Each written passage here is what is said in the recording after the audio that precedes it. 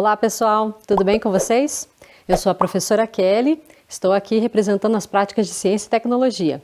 Vamos para mais uma aula? Então, próxima etapa aqui a gente quer falar um pouquinho da aula passada. Eu e o professor Henrique pensamos muito, lemos muitos e-mails e aí nos deparamos com um vídeo muito lindo da Iris.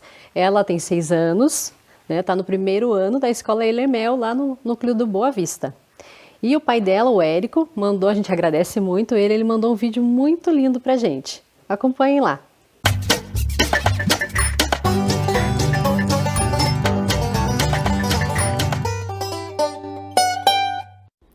Oi pessoal, meu nome é Iris Buchmann-Temos, tenho 6 anos, estudo na Eilermel, em Curitiba.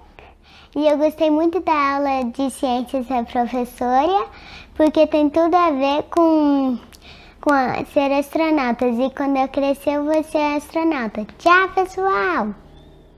Viram só que linda? Muito obrigada, Iris. Você é um encanto. E tomara que seja uma grande astronauta. A gente espera isso também. Bom, a gente recebeu muitos e-mails, muitos mesmo. Não conseguimos selecionar alguns para a gente colocar aqui, mas compreendemos que muitas pessoas falaram sobre essa questão da astronomia, queriam saber um pouquinho sobre a Terra, sobre os seres vivos, como é que a gente vive aqui, se a gente poderia viver em outros planetas. E aí nos deparamos com um menino chamado Felipe José. Ele é lá da escola Otto Bracarense Costa, da escola municipal Otto Bracarense, lá no núcleo da SIC. E ele falou pra gente que ele queria aprender um pouco mais sobre paleontologia, sobre dinossauros. Assunto interessante, né? E tem tudo a ver com as perguntas que muitas crianças mandaram pra gente, falando um pouquinho sobre a questão da Terra e dos seres vivos. Então, quando vocês quiserem conversar com a gente, não esqueçam de mandar o e-mail para Oficinas do Integral, ok? Bom, agora eu quero propor uma atividade para vocês. Observem essa imagem. O que vocês conseguem ver dela? Tem pessoas? É um lugar? Será que é um shopping? Pensem um pouquinho. Acho que não, né? Não pode ser mercado também. Pensem mais um pouquinho. Tem algum organismo na parede, alguma coisa na parede e as pessoas estão observando? Será? O que será? Vou deixar um tempinho para vocês olharem aí com calma.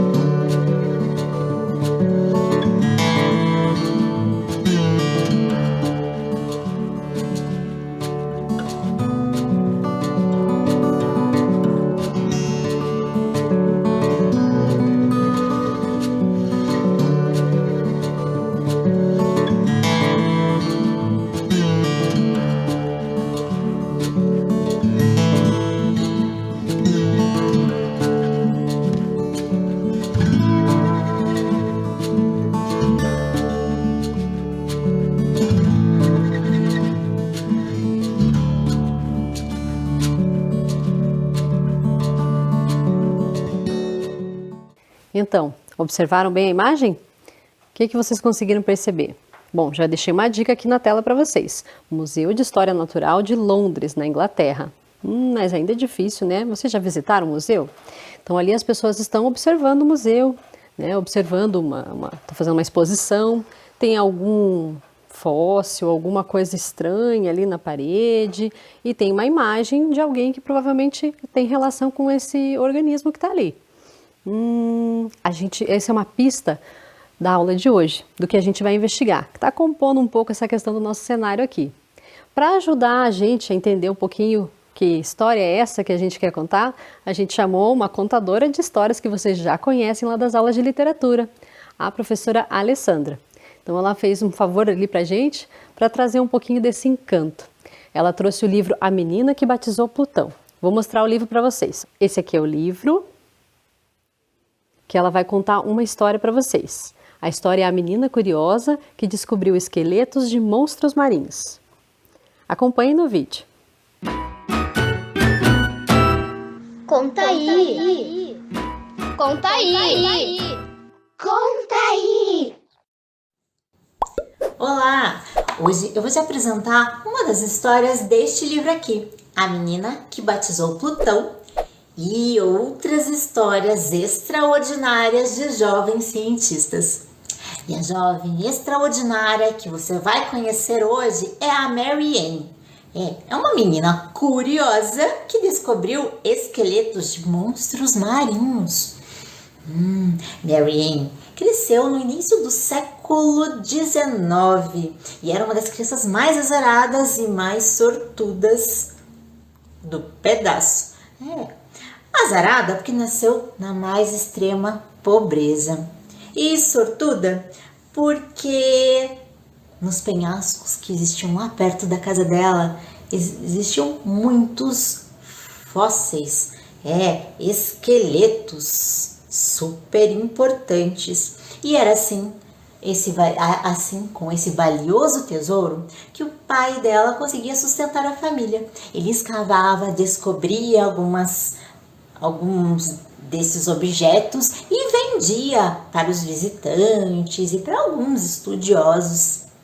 E conseguia então comprar comida e roupas para sua família. Na época lá de Mary Ann, esses fósseis eram considerados objetos muito estranhos, misteriosos.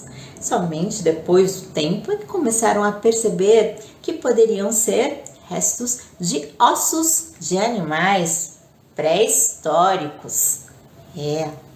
Mas quando Mary Ann tinha apenas 11 anos, o pai dela faleceu de tuberculose. E foi um problema para a família, porque eles não sabiam como iriam se sustentar. Uma coisa era certa, as crianças teriam que trabalhar mais duro ainda. E Mary Ann continuou na caça aos fósseis. Ainda bem que o lugar onde ela morava tinha muitos. E ela continuou seguindo os passos do seu pai. Só que era uma tarefa um pouco perigosa, de vez em quando aconteciam alguns deslizamentos e foi assim que Mary Ann acabou perdendo o seu cachorrinho.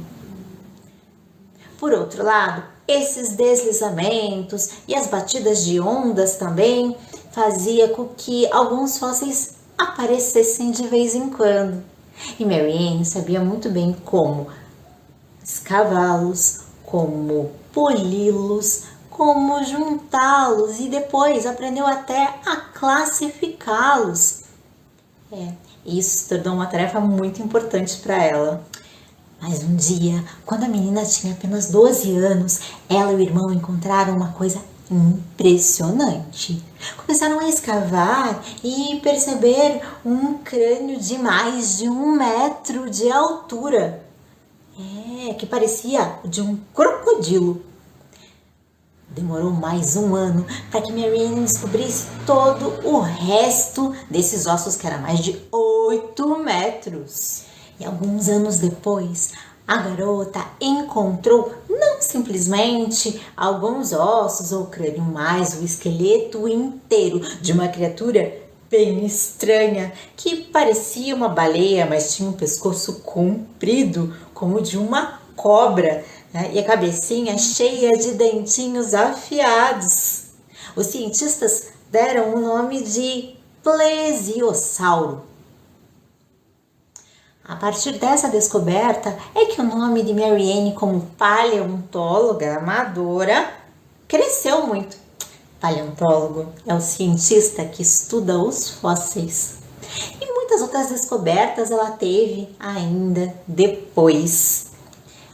E agora vou te contar um fato fascinante da vida da Mary Ann. Foi em 1824. Ela foi uma das primeiras a entender que os cropólitos, é isso mesmo, os cropólitos, curiosas bolas de pedra soltas ou grudadas umas nas outras, encontrada lá na região em que ela morava, e no mundo afora, eram na verdade cocô fossilizado. Dá para acreditar? Após tantas descobertas, Mary Ann foi formalmente homenageada por sua contribuição para a ciência, porque ela é uma garota incrível. Gostaram da história? A professora Alessandra contou a história de uma menina muito curiosa. Coloquei uma foto aí para vocês olharem um pouco ela, um pouco mais velha, né? E aí já uma pesquisadora, uma cientista. O que vocês acharam? Quem será que era essa menina? A professora falou ali, né? A Mary Anning.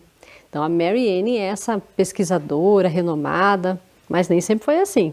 Qual que era a atividade principal dela quando a professora Alessandra contou para vocês? Lá no começo, ela era uma caçadora de fósseis, né? Os fósseis eram relacionados como se fossem objetos, mas na verdade os fósseis não são objetos, a gente vai ver um pouquinho aí nessa aula. Mas o que será que são fósseis? Que palavra difícil, né? Essa história de paleontóloga, ela era uma pesquisadora de fósseis. Essa cientista é muito especial para a gente. E aí, para explicar um pouco desse contexto dos fósseis, da paleontologia, a gente pediu auxílio para uma pessoa muito especial, um amigo muito querido das práticas de ciência e tecnologia, de todos os professores da rede e que já visitou muitas escolas também. A gente pediu auxílio para o professor Robson. Ele trabalha na Universidade Federal do Paraná, é professor lá e tem uma atividade incrível. Vocês vão gostar muito de aprender um pouquinho isso com ele. Acompanhem lá no vídeo. Olá, sou o professor Robson do Departamento de Geologia da Universidade Federal do Paraná. Trabalho com paleontologia. Neste vídeo vou falar sobre o que é paleontologia, mostrar alguns tipos de fósseis e dizer por que estudamos os fósseis.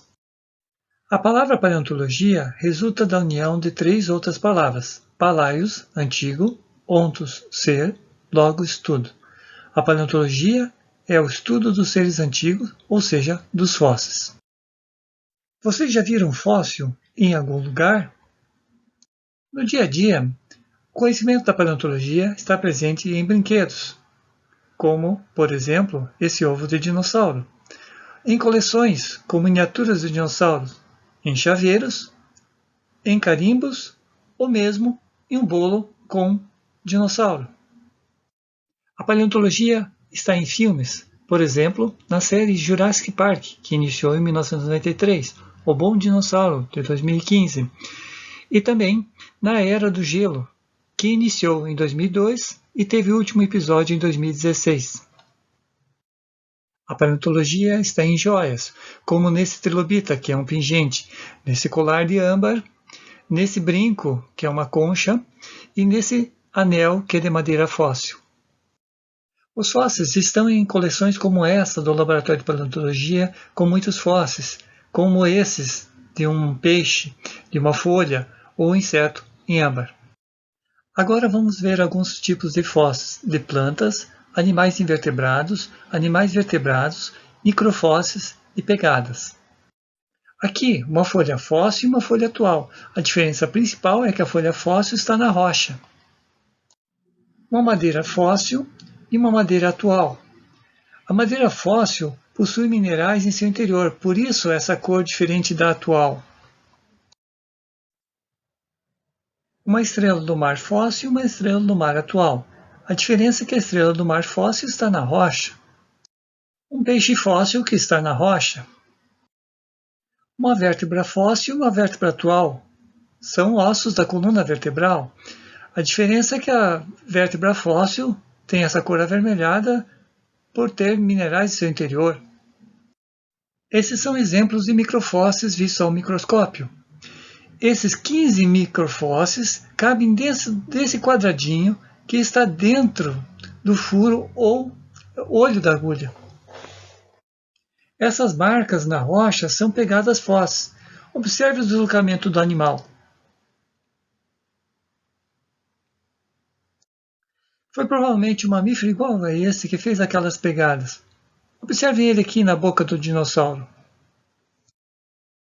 Existem outros tipos de fósseis, como esse coprólido, que é um cocofóssil, que foi pisado por outro animal.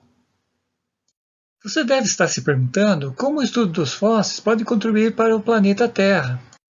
O estudo dos fósseis possibilitou fazer essa espiral do tempo, que mostra a evolução da vida no planeta desde a sua origem até os dias atuais.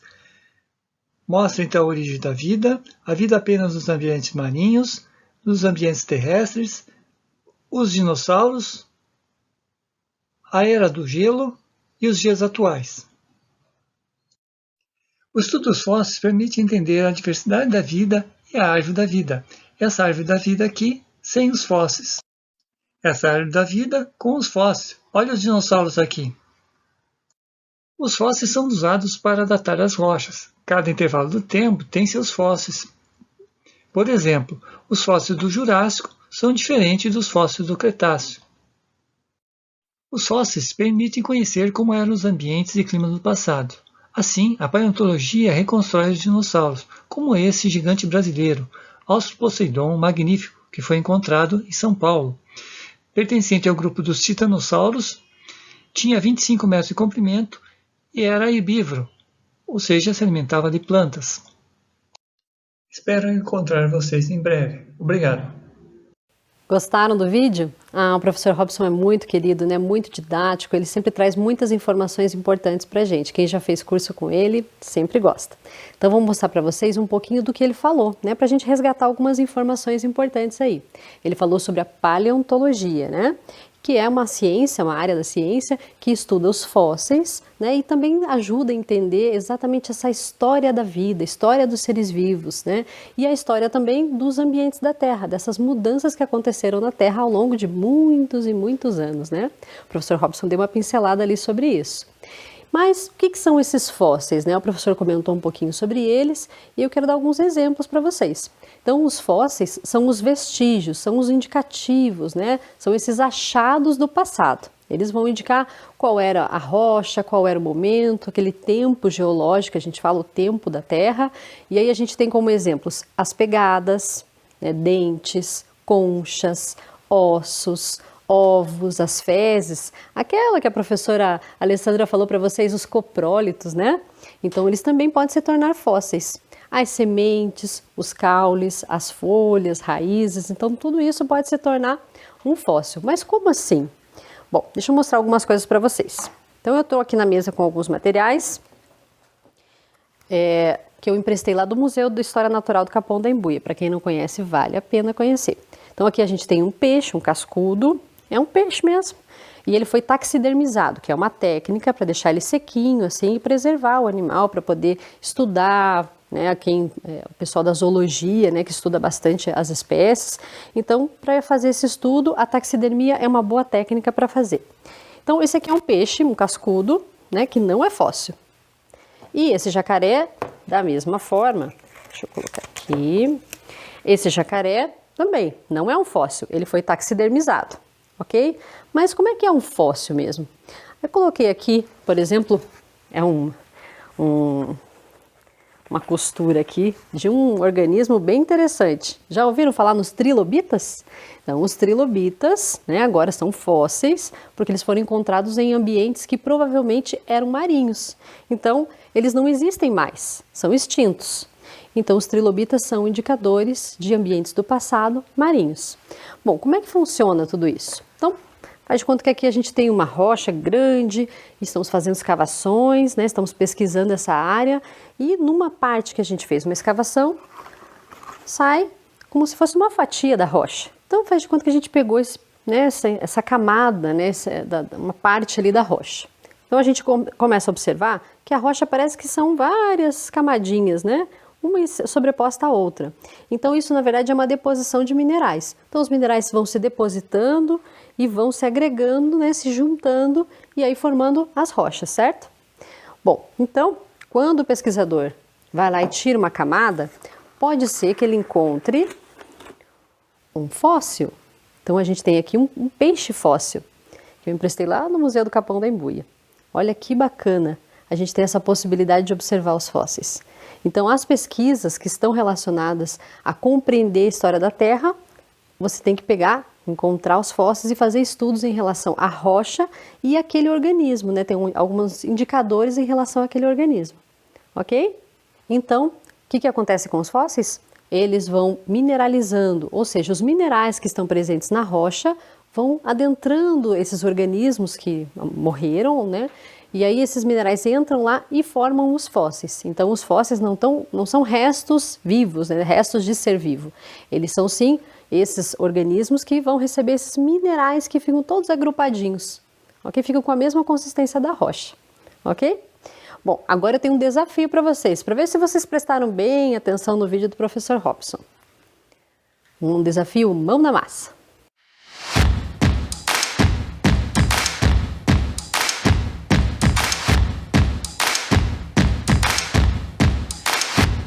Vamos lá para o nosso desafio? Então eu coloquei ele na tela para vocês. Descubra qual a profissão do Robson. Acho que tem muita gente que já sabe, né? Já descobriu. Mas a gente vai fazer uma brincadeira aqui. Então tem uma imagem ali de um pincel, né? E o pincel começa com a letra P, isso mesmo. Então começa com a letra P. Então o que a gente tem que fazer? Colocar o P ali embaixo naquelas bolinhas verdinhas, ok? E a gente vai descobrir qual é a profissão do Robson. Vamos ver se vocês estão bons aí em adivinhar. Próximo, a gente tem uma ave, também pode ser uma águia, né? Que começa com a letra A, muito bem, a gente já coloca ali, pá. E aí, já descobriram? Acho que ainda não, né? Próxima imagem, a gente tem um lago. O lago começa com a letra L, muito bem. Então, agora a próxima. Qual é esse animal? Elefante. Elefante começa com a letra E, muito bem. A gente colocou ali, ó, formou ali pali. A gente falou algumas coisas relacionadas a essa palavra, hein? Próxima imagem é do grupo das flores, né? É uma orquídea. Orquídea começa com a letra O, muito bem. Próxima, a gente tem uma imagem interessante ali. É um computador, mas é um computador de mesa e a gente usa é uma palavra estrangeira, mas a gente costuma utilizar normalmente. É um notebook. O notebook começa com a letra N. Muito bem. Paleon. Próxima figura ali, a gente tem um que vocês conhecem bem, né? Um fóssil ali, que é o Tiranossauro Rex. Tiranossauro começa com a letra T. Muito bem. Na próxima, a gente tem um óculos. Um óculos de proteção que o pessoal da paleontologia usa bastante para fazer suas pesquisas. Acho que vocês já descobriram, eu dei uma pista boa, né? Então, a letra O, paleonto. Próxima, agora a gente tem uma lupa que serve para a gente aumentar ali, para ver melhor as coisas, com a letra L, ok? A próxima, temos um osso, né? Que são ali o osso, depois que ele mineraliza, forma um fóssil. E aí ele começa com a letra O, muito bem. A próxima, a gente tem uma flor também, uma flor chamada girassol. Girassol começa com que letra?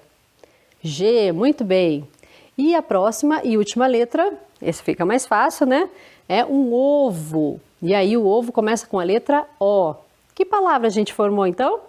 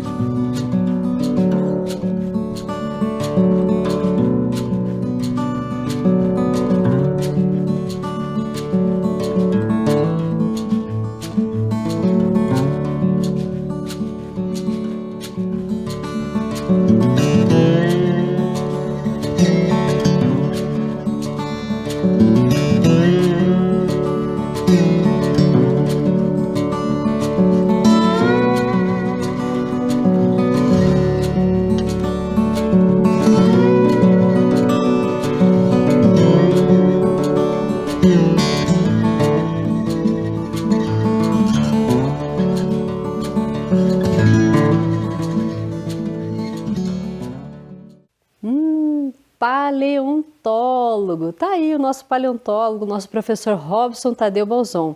Ele é doutor, trabalha na Universidade Federal do Paraná, é professor e é nosso pesquisador paleontólogo. Muito obrigada, professor, por fazer parte da nossa aula, por estar aqui junto com a gente. E muitos estudantes já te conhecem, porque ele já visitou as escolas. Bom, voltando ali para a nossa imagem, né? Aquela imagem do início da aula, aquela imagem do museu. A Mary Anning, né, ali está retratado, né, uma imagem de uma das descobertas dela, um fóssil de um plesiosauro. Nossa, ele era chamado como se fosse um monstro marinho, né? É uma coisa impressionante o tamanho e todas as descobertas que a Mary representa, né? Porque é uma mulher na ciência. No começo ela não tinha muita credibilidade, as pessoas não aceitavam muito as mulheres na ciência. E aí depois de alguns anos, ela fazendo inúmeras descobertas, é que fortaleceu esse trabalho científico dela. Então, agora é uma pesquisadora renomada, né? E todo mundo conhece os adventos dela, dentro da geologia, dentro da biologia. Então, por isso é importante a gente fortalecer o papel das mulheres também na construção da ciência. Bom, tivemos uma boa aula, vamos para o final? Agora eu quero que vocês acompanhem o que a gente aprendeu hoje.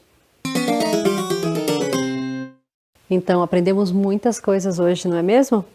Em primeiro, o primeiro que a gente queria falar um pouquinho é sobre a pesquisa científica de uma mulher muito importante, a Mary Ann. Então, ela foi uma paleontóloga, enfrentou grandes desafios para conseguir fazer a pesquisa científica, se desenvolver, para desenvolver um pouco da ciência e esse potencial da paleontologia para entender um pouquinho da Terra, entender dos seres vivos, que foi um pouco da pergunta que muitos de vocês mandaram por e-mail para a gente. Vocês queriam entender exatamente como é que é essa dinâmica da Terra. Bom, eu tenho outros materiais que também contam histórias de outros pesquisadores. E eu gosto muito de mostrar a revista Ciência Hoje das Crianças. Então, por exemplo, eu tenho essa daqui que fala sobre o Peter Land. E ele conta a história também desse grande pesquisador. Então, se vocês tiverem acesso na escola, vale muito a pena conhecer essa história também. Os grandes pesquisadores dessa área da paleontologia. E aí, uma paixão de todos vocês, de todos nós, né? São os dinossauros. Conhecer um pouquinho desses vertebrados, como é que eles aconteceram no período de tempo, como que foi o processo de extinção, são tantas coisas interessantes que a gente pode aprender, certo? Bom, seguindo ali também, tem outros materiais interessantes, o manual de pré-história do Horácio também, que tem da Turma da Mônica, então é bem bacana a gente poder explorar essa área conhecendo alguns materiais interessantes. Tenho mais materiais da revista Ciência Hoje das Crianças. A gente aprendeu também um pouquinho sobre essa questão da paleontologia, do professor Robson, que trouxe para a gente muitos elementos importantes.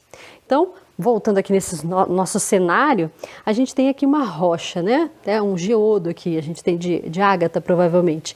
Então, a gente tem uma rocha, imaginem que o paleontólogo, o professor Robson, por exemplo, ele está fazendo uma escavação e aí ele abre uma parte dessa rocha e encontra um fóssil.